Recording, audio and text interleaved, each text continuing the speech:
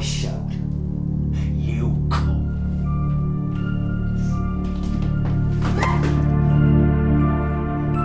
Do something useful and clean the dishes.